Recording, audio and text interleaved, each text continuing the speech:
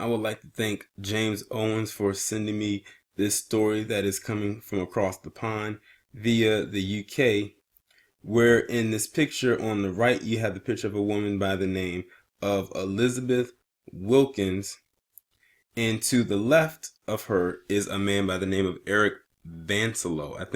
I hope I'm pronouncing his name correctly. Where in this case, the mother has been found guilty. Well, I said mother. Where this woman has been found guilty of doing serious bodily damage to their newborn son. I believe the boy at the time was only 3 months old. She was physically assaulting him, but the most damage she did to the child was bang his head up against a hard, blunt object. And they said the child will most likely have developmental issues when he gets older. But the way that the father, him, comes into the story is because she tried to shift blame to him, saying that he neglected to protect the child.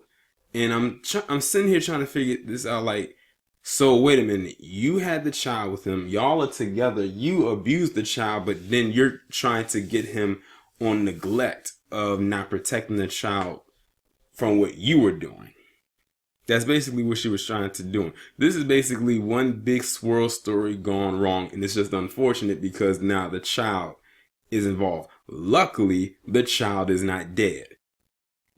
But the child will most likely face, like they said, developmental issues in the future, because this happened back in 2016. But what makes it even more interesting with this story is it finding out that this woman was an escort on the side, making 200 pounds, which translates about to $260 and some change in in U.S. currency.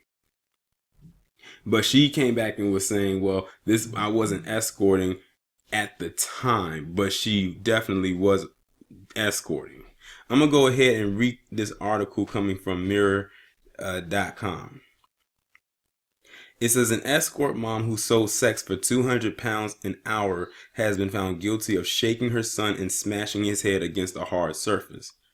A jury decided that Elizabeth Wilkins, age 23, lashed out at her tiny, defenseless newborn son in a fit of rage. She shook him and fractured his ribs on several occasions before banging his head and fracturing his skull.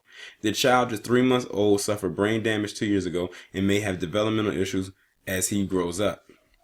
Callis Wilkins, who had been studying law, tried to shift the blame on her former partner and co-defendant 30-year-old Eric Vanselo. He was this afternoon cleared of failing to protect their son, having earlier been acquitted of assault. Wilkins now faces an inevitable prison sentence. During the trial, it emerged Wilkins had earned 200 pounds or $260 an hour as an escort, but denied selling sex at the time her son was fighting for his life.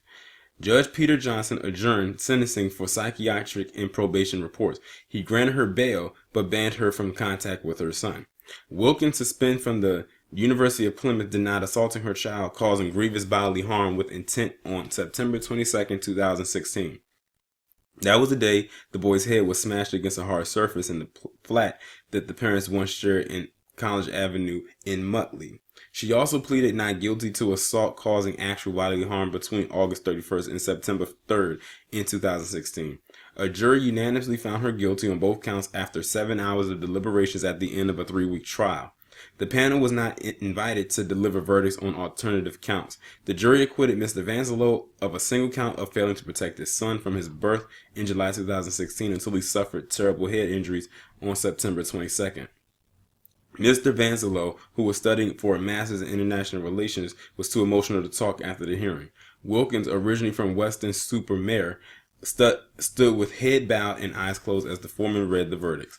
Judge Peter Johnson told her, "Just because I'm granting you bail, it should not be taken by you as any indication of a sentence. This is a very serious case, and an inevitable sentence will be prison sentence measured in years." She was granted bail on condition she sticks to a curfew until sentencing either at Plymouth Crown Court or Exeter Crown Court on November 9th. The set of events which ended with the boy who cannot be named by court order in hospital will never be known. The jury found that Wilkins attacked her son several times, fracturing his ribs and then pointing the finger of suspicion at Mr. Vanselo. She finally banged his head against a heavy object while she was alone in the flat for 90 minutes on September 22nd. Wilkins said nothing of what happened, and the parents only took him to the GP, who immediately phoned for an ambulance. Staff at Derriford Hospital reported that Wilkins was strangely unemotional as she learned of his serious injuries. Officer in the case DC Dave Cross said that after the hearing, this was a lengthy and protracted investigation. We would like to thank all the agencies, including health bodies, the university, and children's services, and we wait the sentence by the judge. These are sensitive investigations, and offenses such as this are thankfully very rare. The public should be reassured that we do our utmost to bring these matters to justice and protect the public. So not only is this woman a psychopath, she's a sociopath too. I mean, she's crazy enough to do this to her own child, but then to try to shift the blame onto the father.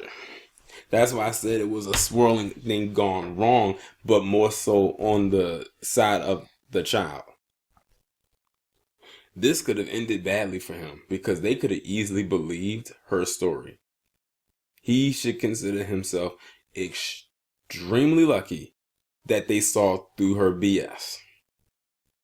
I think the fact that they said she was unemotional to the child's injuries let you know, or let them know, how that she was the guilty party. Because usually if someone's unemotional like that, or you can tell that they're faking it, that pretty much lets you know that this person has some serious issues. But I'm glad they're actually sending her to jail and not to some kind of psychiatric hospital where they can so-called give her help.